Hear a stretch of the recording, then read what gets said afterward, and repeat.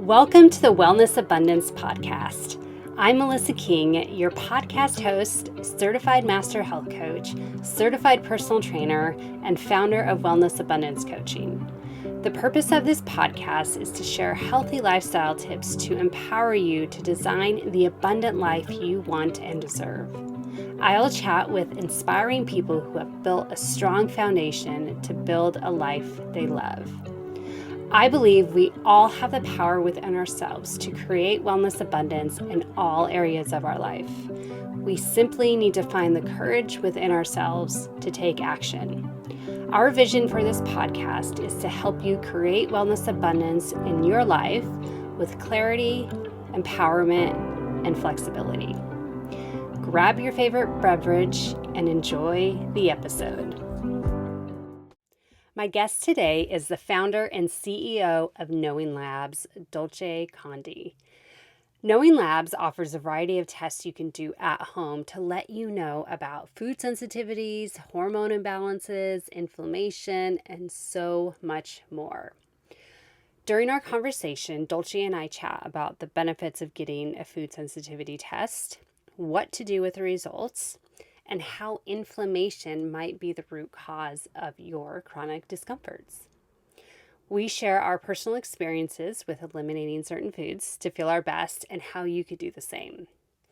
So, if you experience any chronic discomforts such as joint pain, headaches, digestive issues, or any other reactions that your body is having that may be common but aren't necessarily normal, this episode is a must listen for you. So I believe so much in the importance of these tests that I partnered with Knowing Labs to offer you and my clients these tests at home. So I do have an affiliate link through Knowing Labs. It is listed in the show notes. Just full disclaimer that when you order a lab test kit from the link in the show notes for this podcast episode, I will receive a small commission from Knowing Labs. And really, these commissions help support the podcast, help support the business, the marketing, just so we here at Wellness Abundance Coaching can bring you the best free content. So I hope you enjoy this episode and this conversation with Dolce. She is such a sweet, amazing, knowledgeable woman that I was so excited to chat with her, and I'm looking forward to having her on again. So enjoy the episode.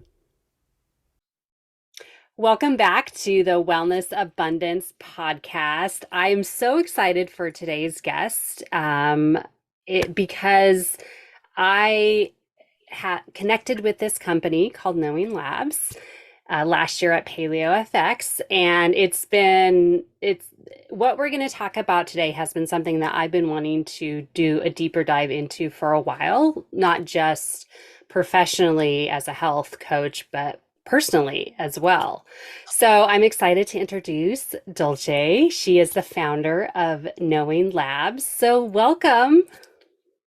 Thank you so much. It's exciting to be in this show and talking about that such an important topic. And I love the work that you have been doing. I was doing a little bit of reading about you and your work, and congratulations. I think that this topic is very well needed. There is a lot of information that is needed and a lot of educational about the topic. So thank you for putting your work and your time and your energy into bringing this information to the community. Well, thank you for those kind words. That's very sweet of you. Yeah, it's definitely something that I'm passionate about, and it aligns with like my personal health journey too. So I've always been excited to share any kind of health and fitness tips. But this really what we're going to talk about today is something I've been even more excited about the last couple of years. So if you wouldn't mind, Dolce, just kind of sharing a little bit about yourself and why you started Knowing Labs. Of course, I guess it started when I was very little. My family comes from a background of healthcare. My grandfather was a physician, my mom was a nurse, and healthcare was always part of my family and the topics in the family. And of course, I wanted to become a doctor, but back then in Mexico, we didn't have the means for me to go to medical school, but I also like business. And when I grew up, and I moved to this country, and I had the opportunity to start my first business, it was obviously it has to be something related to healthcare. So we were like, I was doing some research about what I can do. I started with a hospice agency. And after that, one thing led to another, and we started in the laboratory space since 2012. So it has been more than 10 years in the journey. And the way that it has been evolving has been very interesting, because when we started in the laboratory space, we were offering traditional clinical laboratory services to physicians and nursing homes and whatnot, and we were working with insurances. But as you have seen, I'm sure, healthcare has been evolving in the past years, and more people is more empowered to be taking control of their health, to be able to have a say in the way that they're living, making changes in their lifestyle. So we found a very good opportunity to offer laboratory testing directly to the consumers. And that's how this project started. Oh my gosh. Okay. So that all that is so great. And I'm so grateful for you for just starting this company because, like you mentioned, there like people feel more empowered more than ever to really take control of their health. It's kind of, and I don't know if it's a generational thing, or if it's because we just have so much access to education thanks to the internet these days. But it's really like people would like back when I was growing up in the 80s and 90s, it was like, we did what the doctor said. We went to our conventional practitioners and we did what they told us to do. We took the drugs that they told us to take because we didn't really know any different. And maybe that's probably not true for everyone, but that's true for me and how I was raised. Um, so really, because one thing that I know in the health coaching space is really as a health coach, like especially through the program that I went through, we are big proponents of encouraging our clients to advocate for themselves and to go to their doctors and say, hey, something's not right. I don't want to take drugs. There's too many side effects. What can I do? And a lot of times they don't know because they're just not educated. I know so you mentioned your father's a physician, correct? My grandfather. Your grandfather. Was a Yeah. physician. So when your grandfather went to medical school, how much nutrition education did he get? I sadly, I didn't have the opportunity to spend too much time with Okay. my grandfather because he died when I was very little. Mm. But I think that his influence was in my family because, as I said, my mom was a nurse, and because also back in the day, it was not really normal for a woman to go to a medical school in my mother's, Mm. right? But healthcare was always there was always somebody in the neighborhood who was going to my mom to see if she can help them to do this or that for their health. So it was a very interesting topic. I myself grew up like with that love and passion for healthcare, but also for business. I graduated from Georgetown University with an MBA. So having been able to apply the passion on both sides to this arena. And what you were saying is absolutely correct. A few weeks ago, I was recording a documentary that is going to be releasing in Netflix in a few months about longevity. And longevity is a topic that everybody's speaking about nowadays, but it was not in the past. It was absolutely not in my mother's years, right? Whenever she was younger, it was not something that people will live to, I don't know, 80, 90, and that's it. And I remember the first time I was, and actually was in a Tony Robbins conference, and he said like, yeah, I'm going to live into, I don't know, 100 and something years, and how long you want to live? And I was the owner, I'm still the owner, but in that moment, I was the owner of a hospice agency. And I see my patients in the hospice, uh, really going through the last season of their life in a really, really sad condition, with a lot of symptoms, a lot of pain. So the quality of their life when they got into our agency was not exactly what I wish I wanted to live myself. So just the idea to live longer, it was kind of like scary because it's like, I don't want to be living that quality of life. But you're right, there are more education nowadays. And also I think the science has evolved so much that there are now more resources. So now the idea of living a very good quality of life until, I don't know, when I'm 120 years old, is not so that far away or not so scary anymore, because it's not just about, I think longevity is not about living longer, but living better. And I think everything starts with nutrition. We are not, they say that we are what we eat, and I think it's absolutely true, right? And maybe not just what we eat in our body, in our food, but what we eat in our senses, what we hear, what we see, the environment around us. So I feel that we are putting our contribution to this space of health and wellness and longevity in the laboratory testing that we are doing, because every panel that we develop has the intention to improve the performance of different areas of your health, including, of course, food sensitivity. Yeah. And I totally agree with you. With longevity is not just about like the length, how many years you live. It's more about like the quality of your life. Correct. Yeah. That's probably a really great, I'm happy to hear that you've kind of drawn some inspiration from your hospice business, to really just do more with what with what your education is, and combining that with your passion of, just helping people create that longevity with their quality of life. I used to teach a chair fitness class at locally where we live, and I had one woman in my class. She was 92. She could probably run circles around me, but she was the only one that was not using a walker or in a wheelchair. And wow. And I had several conversations with her, and I could tell, I'm like, it's because she took care of herself, and she just needed somewhere to stay. So she moved in there, and, gives her some social time and gives her stuff to do. But other than everyone else there was just so like, I don't know. And it just was a really great reminder to me, just being around these people, that, taking care of yourself, putting your health first and making an effort to do it should be a priority in everyone's life. So absolutely. And I also think that now we are more into personalized medicine and preventive medicine. And if we can do different type of things in order to prevent getting sick, that's going to be even better, because you're right. Back in the day, we were going to the doctor whenever we feel sick, whenever we feel something was up.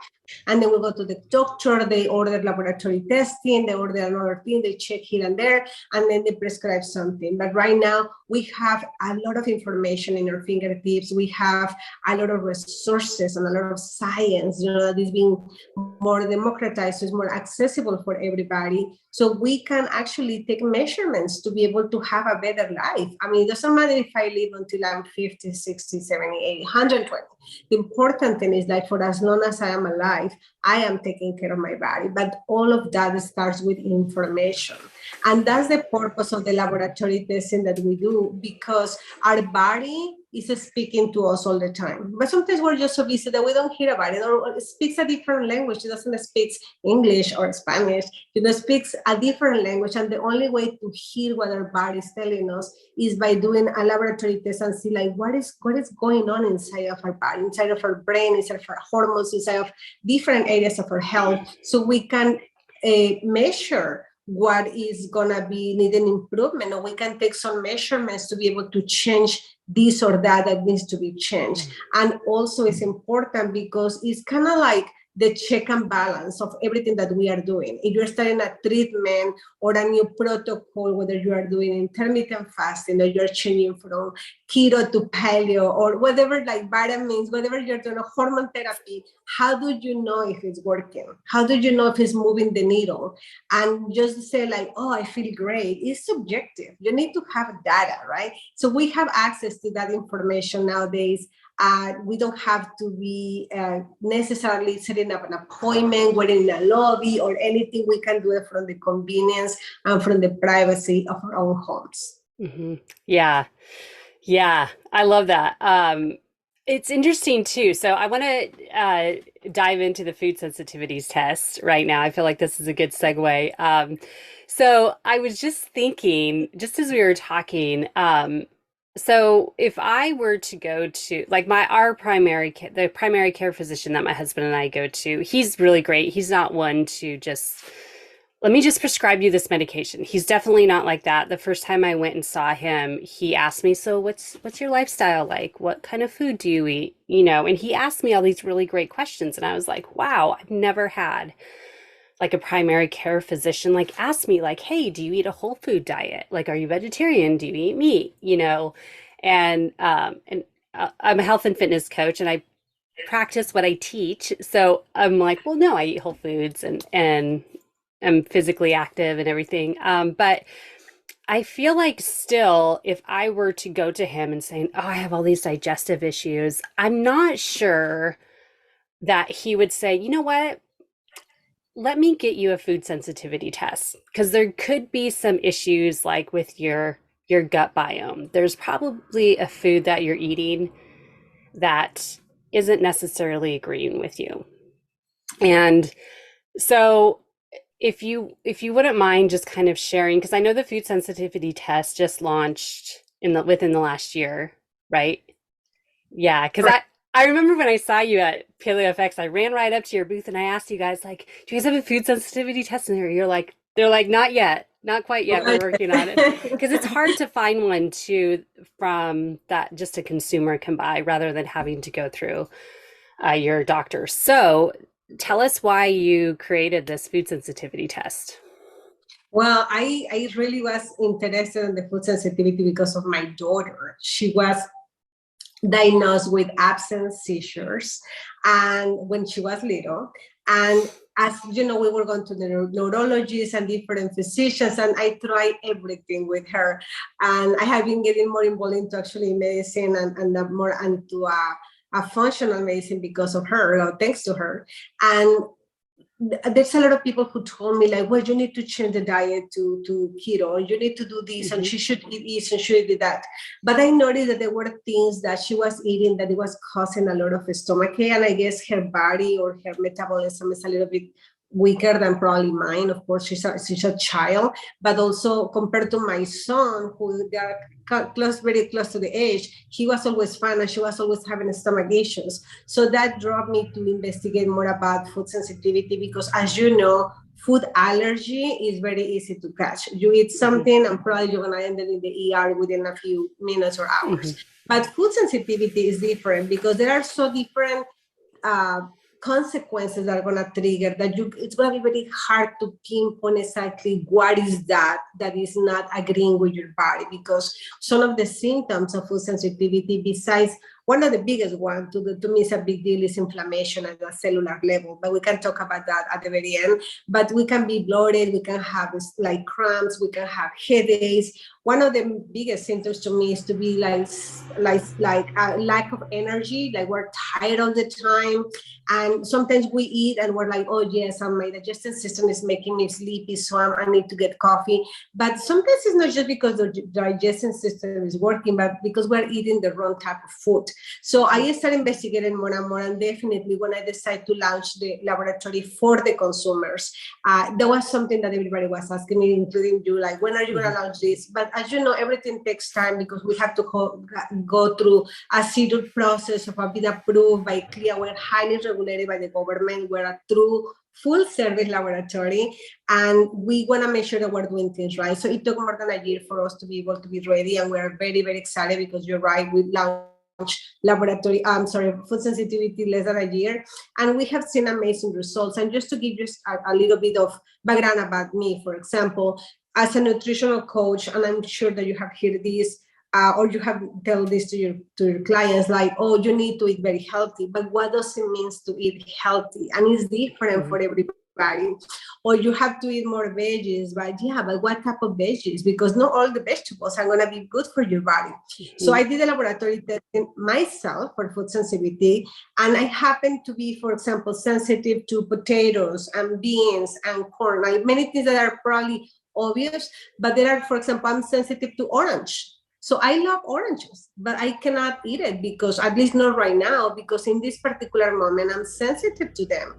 Or the other thing I did years ago was to change from regular milk to almond milk in order to avoid the lactose. Well, it turns out I'm sensitive to almond. So here I am making changes, thinking I'm improving my health, thinking I'm making healthy decisions in my diet, and surprise, it's not good for me. And I used to eat oranges all the time, and I used to drink almond milk and eat, almonds and cashews and all kind of nuts, just to be able to get that healthy snack. Well, all of those nuts, cashews, almonds, and all of that is not good for my body in this moment.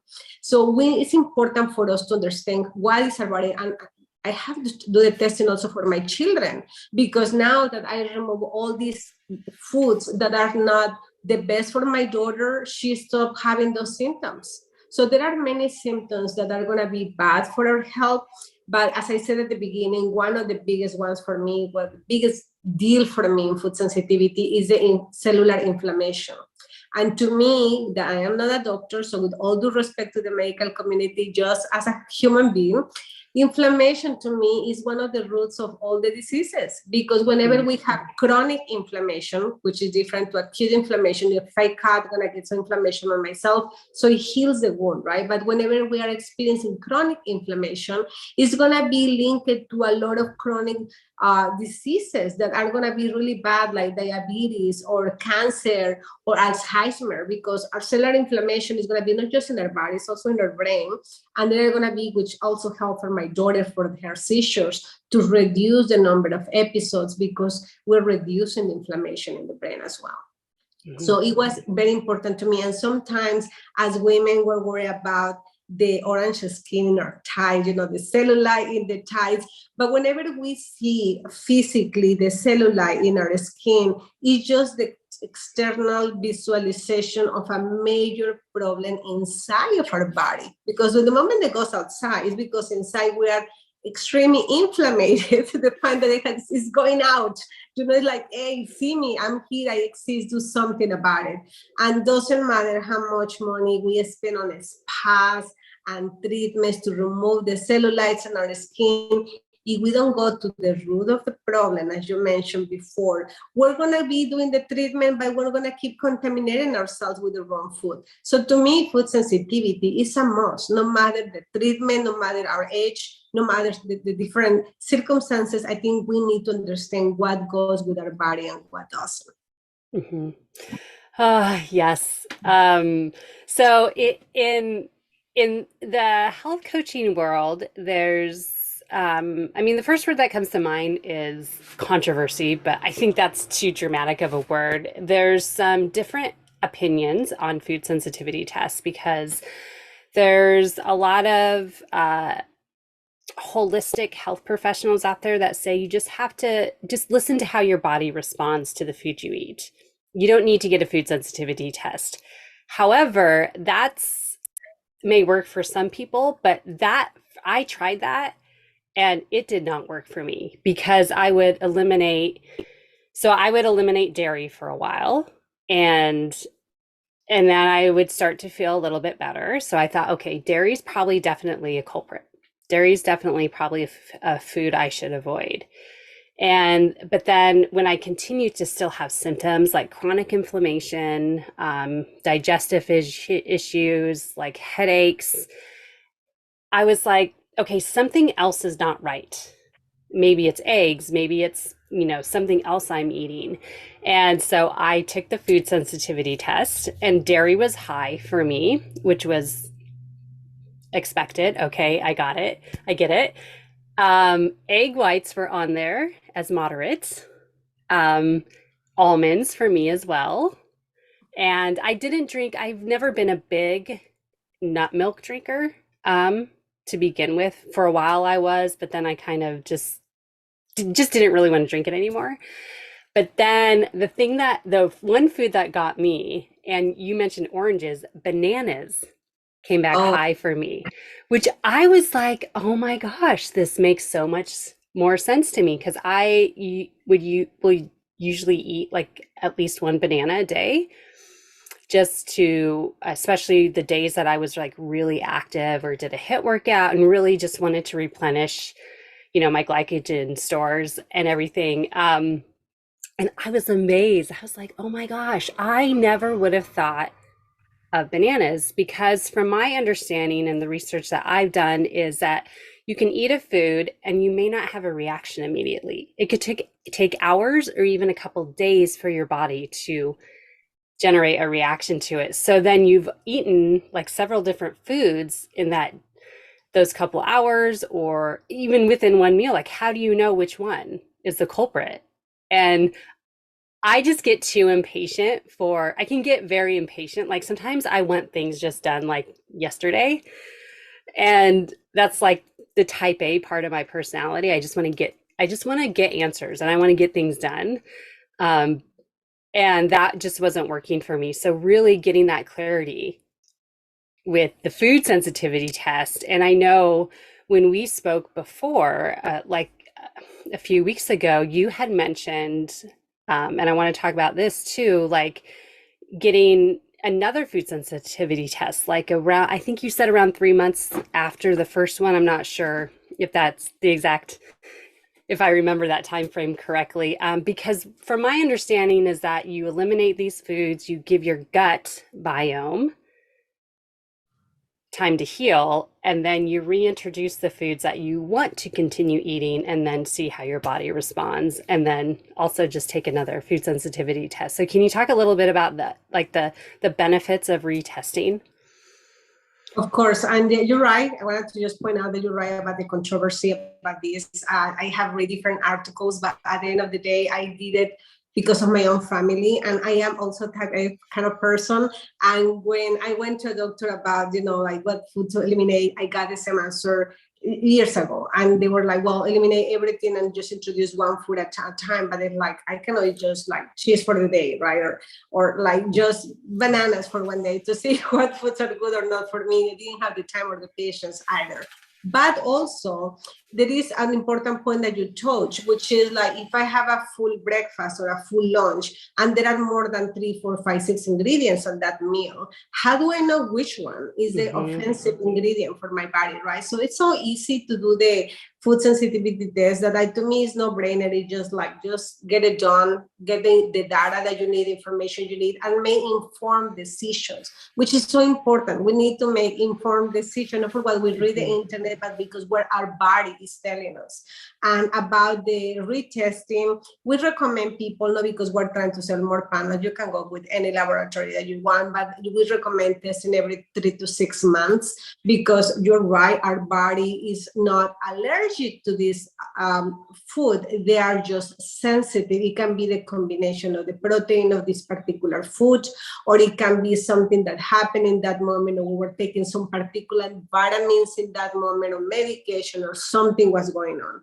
And that doesn't mean that we're going to be eliminating, in your case, bananas, or in my case, oranges forever and ever, right? But in this particular moment, we don't do it, especially if they're in the red zone, because our laboratory results are in the, like, this is the red zone, which is like, don't eat it for now. This is the yellow zone, which is, you can eat it, but not very often. Try to avoid if possible, but it's not going to be as bad. And the green zone, which is like you're safe. So we have seen changes within these 3 to 6 months. If we do the test to you today and we do the test tomorrow, we have been able to, because we have, of course, part of our protocols for regulation, we had to retest even 10 times to make sure that we get the same answer over and over with the same patient with the same time frame. But when we repeat the test 3 months after, we notice some changes. So I'm really hoping I can go back to eat oranges again very soon in a few months. But yeah, I think it's important. Our body's changing, especially if we're making changes in our lifestyle as well. If I'm practicing, for example, meditation, my whole body is gonna be more like relaxed. It's gonna be with less. Probably my cortisol are very high, and if I do something that is going to alleviate the cortisol levels to go down, my body is going to be less stressed out, less stressful, so it's going to be able to receive probably that food better. And there are many other different relationship even with our emotions, as I probably would talk about it in a few weeks ago, that sometimes if I'm eating something and in that moment I get into an argument with my sister, for example, maybe my body just like, oh, this food is stressing you out, but maybe it was not that food, it was just the argument I had in that moment I was with my sister, right? And I love my sister, by the way, this is just an example. But so our body is gonna be like, okay, so maybe we need to leave it alone for now, and maybe in a few months you can try to eat it again, or like after a test is gonna be changing because our body is more relaxed now.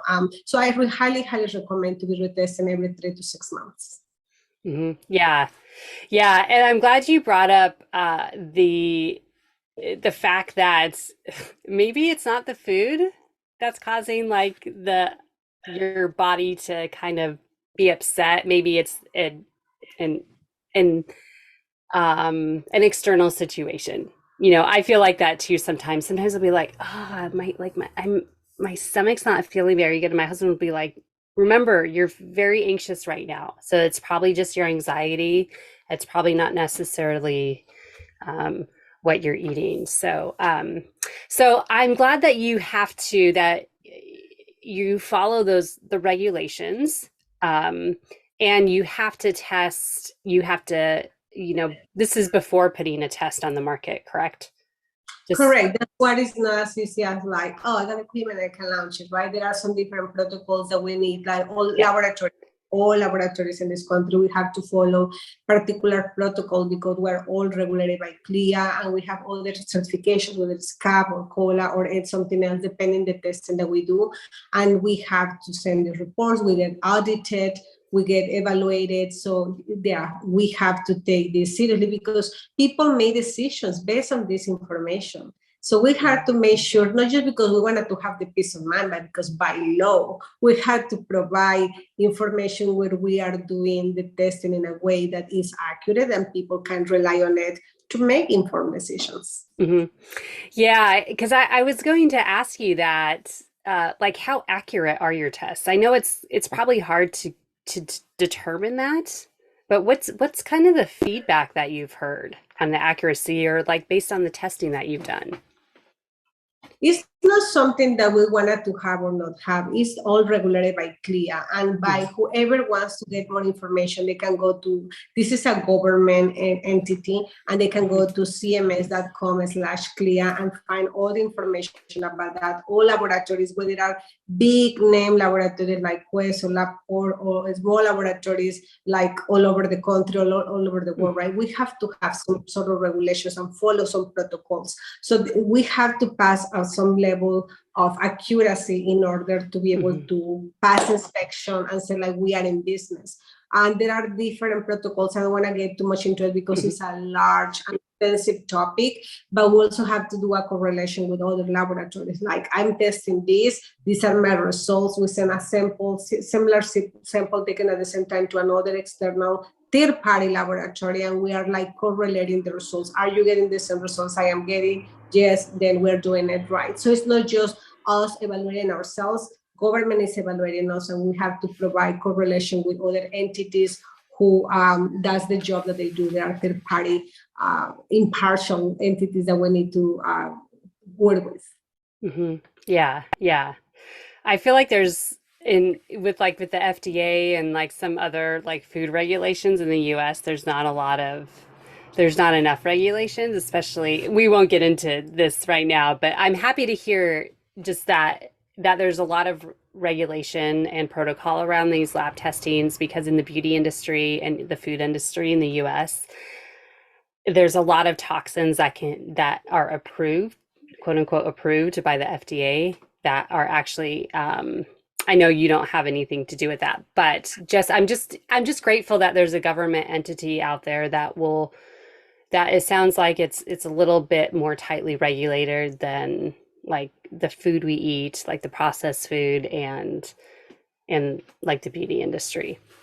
So, Yes, I think there should be accountability for everything that all laboratories are doing because, as I said, people make decisions based on this information. Physicians mhm. make treatment decisions for their patients or send somebody to a hospital.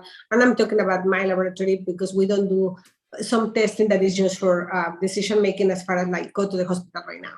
But in the past, when we were doing it in the previous way of running the laboratory, like if we run a test like CBC, right, for complete blood count, the people need probably has to be hospitalized based on those results. So we better be accurate, right? So I Mhm. think accountability is an important topic for everybody that is in the healthcare. We are regulated, as I say, by CLIA, and we have to prove to CLIA that we are doing things the right way for us to be able to pass inspection. So any laboratory in the country that you want to work with, as long as they have a CLIA number, you can have the peace of mind that they have to follow the protocols. Mhm. Otherwise, they cannot get a CLIA number. I mean, government is not Mhm. going to give us a number just for fun, right? They have to do it to make sure, to only to the entities that they are sure that they are following all the regulations and the protocols in place by government. Yeah. Yeah, good. That's great. So when someone gets their food sensitivity test, like for me as a health coach, I feel like I'm pretty educated. So I was able to kind of go over the tests. I mean, they're very easy to read, honestly. You guys actually, your reports, I don't know if that's what you call them, the results pages that you guys send over after you guys complete the test is actually very easy to read. But what do you recommend people do after they get a food sensitivity test? Like where do they go from there? Well, I wanted to point out that we are probably the only laboratory, or maybe one of the few laboratories in the country, that additional to the food sensitivity test, we also include another biomarker called high sensitivity CRP, which Mm, is the marker to measure inflammation in our cells, because it has been so interesting. And probably when you took the test, we didn't have that protocol, but we introduced it this month because it's so interesting. Whenever somebody takes the test the first time and see the high sensitivity CRP probably high, that means that there is inflammation in the body. And then when they retest 3 months after, if they are really following the results on the test and they are eliminating that food, the CRP levels drop.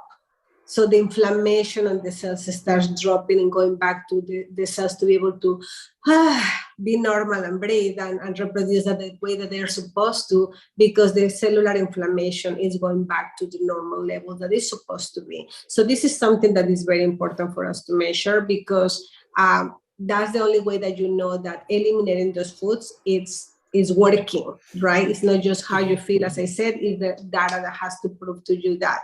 And as far as what will be the next step, we can offer a complimentary call with one of our people like you that is in our network, that we are offering to be able to have a conversation with our clients. We have a lot of customers that are health coaches like you, so they don't have to follow anything, but just go back to you and talk to you about, like, these are my results, now what do I do? And it's important. You're right, our laboratory results are very, very easy to read. I mean, it's just like a Mhm. traffic light, right? Red, yellow, and green, and we cannot like understand that, like red is no, yellow is be careful, and green is go.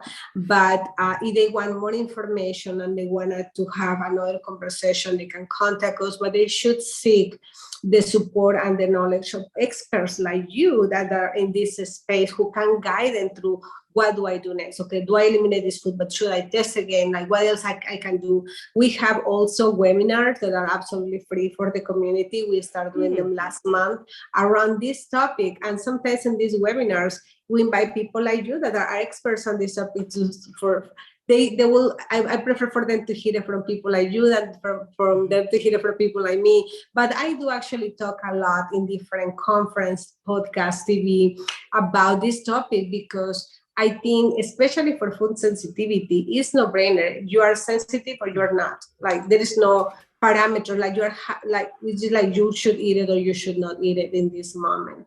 But definitely, I suggest for them to seek the advice of a professional like you in this arena that is going to be able to guide them way better than me. Yeah, that's great. And I'm a big believer in, and I've had this belief in this philosophy with my coaching practice since I started, is really just building this team of health and wellness professionals that could really like help my clients. And that's one reason why I wanted to partner with you and your team at Knowing Labs, is because I feel like I can send them to you for other panels in addition to the food sensitivity, which we'll have you back on later on down the road to talk about other panels. But like really like the food sensitivity test is really, and I love that you measure for the inflammation marker now with that, because that's huge. People don't like, they don't quite grasp the concept of how inflammation just wreaks havoc within our body and can just can be inflammation is the root cause. Well, I shouldn't say is, it's not definitive, but there's so much more research that has been coming to the surface that inflammation, chronic inflammation, is the root cause of almost every single disease. Yeah, I am a big preacher, as I said earlier today. I'm a big preacher about people understands the importance of chronic inflammation, the danger, the risk of living with chronic inflammation. And since we don't pay attention to what we don't see until, as I said, until we get it on our thighs or hips, we're like kind of worried. But honestly, I mean, as I said before, I'm not a doctor, and with all due respect to all the experts in this matter, but just for the knowledge I have, to me, chronic inflammation has a strong say on multiple diseases that we live nowadays. So the only way there are multiple ways to reduce or eliminate inflammation in our body, and of course understanding what food is good or not in our body is one of them. It's not the only one. I always recommend on the webinars that we do like a holistic approach, right? Like do exercise, sleep better, drink better quality of water, do something to reduce your stress levels, but by all means take a food sensitivity so you know what foods are causing that inflammation in your body, and you eliminate. And it's just so easy, right? If I eat something and I get like I'm bloated and I start having gas in my stomach, of course that food is not good for me. I mean, it's just so obvious, right? But as you said, which is food that it was not good for me? If I eat a meal with 3, 4, 5 ingredients, well, that's when we do the test, right? And we find out. And I have do it over and over. The moment that I'm trying to cheat on what my test told me not to eat, and I'm trying to get it a little piece of a bite, I start experiencing the symptoms, and it's not fun. So it's like, what I'm gonna be hurting my body, right? Now that I know I need to take care of myself, right? So I need to be able to take care of myself, because if we don't take care of ourselves, how we can take care of the rest of people in our life, in our family? Yes. Oh my gosh. I say this so much, and I feel like sometimes I don't get through to especially I work with mostly female clients, women. My first client was actually a man, believe it or not. However, I work primarily with women, and I try and, explain to them like, hey, you need to take care of yourself before you could take care of your family. If you're not healthy, you don't have energy, you're not feeling alert, you don't have the mental clarity, how are you going to take care of your family? And it doesn't matter, you have kids, you don't have kids, you're married, you're not married, you have a partner, you don't have a partner. It doesn't matter if you have a job, you have a career. How are you going to focus at your career? How are you going to take care of your clients? How are you going to work with your coworkers? There's just so much involved. It's just really stressing. Like taking care of yourself is the foundation of really living like a joyful life. Um, so Yeah, that's true. yeah, I am really happy that you brought that up, because I feel like it's not talked about enough enough. It So is, it is a topic that we can speak for many, many, many hours. I was yeah. just actually invited it was actually probably 2 weeks ago. I was in Las Vegas in an event for women, a women conference organized by Lauren Ahab. It was such a beautiful event, and it was special for women. And it was called On Your Worth. And it was beautiful, beautiful event. And Mm. I was invited to speak about women's health. From the position of a non-physician, it's a different perspective. What I speak about, that if a doctor comes and speak about women's health, I am not concentrating to the science of it, but into the practicality as a woman, as a mom, having a partner in my life, what that's supposed to mean. And I tell the girls, like, this is like in the airplane, you're in a flight, and the pressure goes off, and you need to get a mask you're first. And this is the principle, right, of the plane. Like, you put your mask first so you can help the other people put their own mask. So if we all have to take care of somebody. I mean, whether, as you said, we're single, we have children, like, we can have a mom that we need to take care of, a cat, a dog, somebody we need to take care of, right? And the only way to take care of everything and everyone is by taking care of ourselves. So I have experience, and I have a lot of stories I can bring to you, but of course I we need to finish in some point this conversation, but about different situations with amazing women who ended really bad because whenever they detect something in their body was too late. And every conversation I had with these women was, yes, I have this pain, or I have this symptom, or I have this discomfort, but I was too busy. So sometimes we're too busy, sometimes we're too scared, sometimes we're just neglecting ourselves, because it's like we take care of everybody, right? But ourselves. And sometimes we take care of ourselves in many areas, but not exactly in our health, in our inside body, in our mental health, our sexual health, our body. I think it's so important to really be able to have a me time, because that's the only way that we're going to be able to be efficient in whatever else we're doing for somebody else in our lives.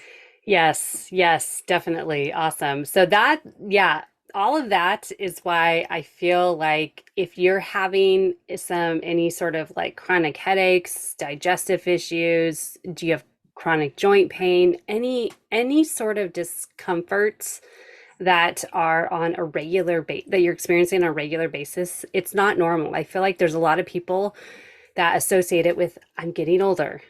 I'm in my 40s now, or I'm in my 30s, or, or like, especially with women's hormones, like, Oh, that's a well, whole new topic. it's a Women's whole new hormones. topic, It's but a whole new I've had topic. potential clients like have had conversations with them and they're like, oh my gosh, my monthly cycle is so bad. I'm always in so much pain. And I'm like, that's not normal. Like you shouldn't be like that. But same thing with like digestive issues and and people just think that's the norm, that that's just the way it is, and it doesn't have to be that way. So that's why I feel like it's important and it's worth the financial investment in the food sensitivity test, and then connecting with your doctor if you need to, or connecting with someone like me who can help you. Okay, now I have this test, how do I eliminate these foods? Because that's the hardest thing. That was a challenge for me, and I'm a health coach. Like I struggled with eliminating eggs. I And still it's more, struggle with it. and it's more, I struggle even probably more. I don't know if you have family, but I have two children. I did the test on my two kids. We all come up with different sensitivities, and I got the three reports, and I'm like, oh my God, I need to do groceries. How do I do this? Yes. Because there were things that I can eat and my son cannot eat, and vice versa. And it's challenging. So yeah, having the guidance and support somebody like you is no brainer. Absolutely. Yeah, because that's hard. I mean, I don't have kids, but I have a husband, and he will be like, "Oh, let's just throw some eggs on top of our bison patty for dinner." And I'll be like, "Oh, I can't have eggs right now." And he'll be like, oh. And then there's a whole thing where he doesn't want to eat it in front of me because he feels guilty because I'm not eating it right now. And it's just like kind of creating this balancing act and how to really just work together with your family to kind of just find a way to make this a little bit easier on everyone. So And also think there is a mental and psychological Mm-hmm. challenge involved in the process that somebody like you can actually help them to overcome and try to also understand. Because what I have noticed is that is forbidden is what we're craving the most. It's just human nature. I mean, there is nothing we can do about it, right? So I think that is a process for us to be able to make the jump to say, like, you know what, yes, I am gonna say no to this because it's not good for my health or my body. So I think that part is also important, to have the guidance of a medical professional or a coach, health coach like you, because I think that you guys also touch in that arena, like, you know, the mindset of Mm-hmm. getting healthier, you know, because although we say that we wanted to be healthier and younger and live better, sometimes we are doing things in the opposite direction. So I'm sure that you guys can help with that, right? Yeah, definitely. Yeah. So there's one last thing I want to say, and I just have to say that doing the actual test was actually easier than I expected. Because so I'm not afraid of needles. I, get blood drawn at the doctor. Getting a shot just, it doesn't faze me. I'm totally okay with it. But it really was just like a poke in the shoulder, just to draw the blood, get a little bit of blood in the vial. It took maybe 5 minutes, maybe just under 10. I can't remember exactly. It's been a little while since I did it, but it was just super easy.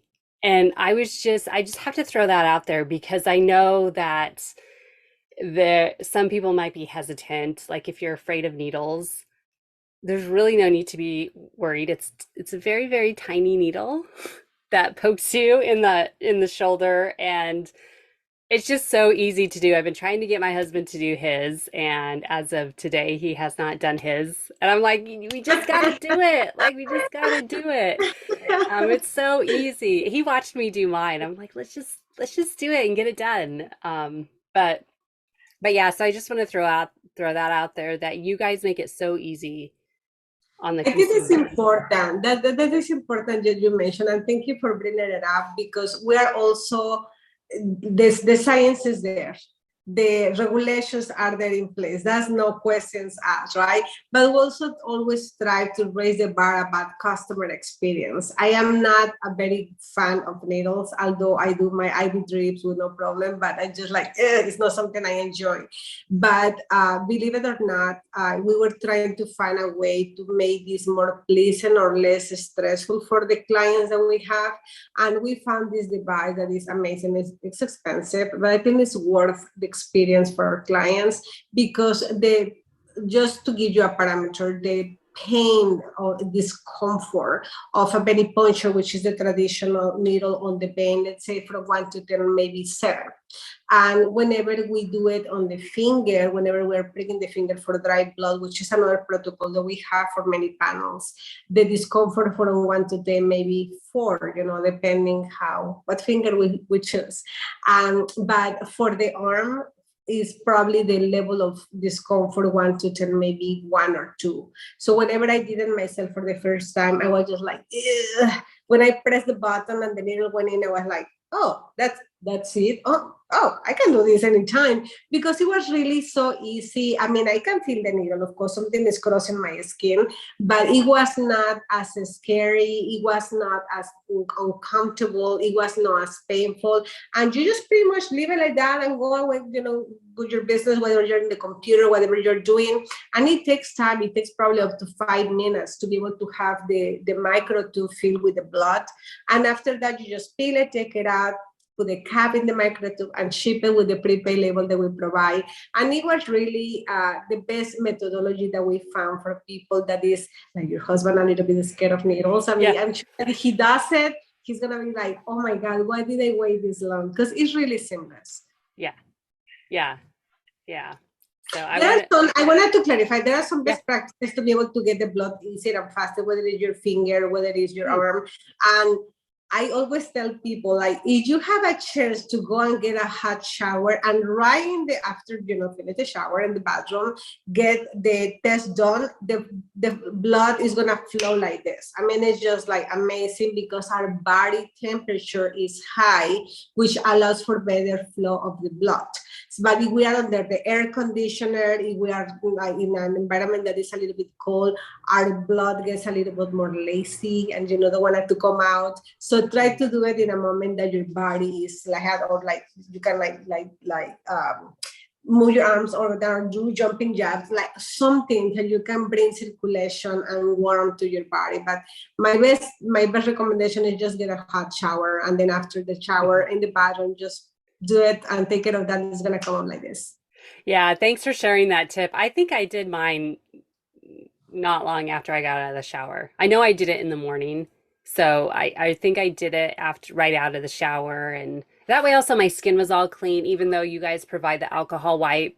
Obviously, you want to, wipe it with alcohol. But yeah, yeah, that's a great tip. The important thing is like be warm, like if Yeah. it's in the finger, like do this, or wash your hands with hot water. So the important thing is for your body temperature to be warm, because when it's cold, sometimes it's just longer, and you're gonna have to, if you do it with a finger, you're gonna have to be pricking more finger than you need to. So it's more uncomfortable. So just do it in a way that is practical for you. Yeah.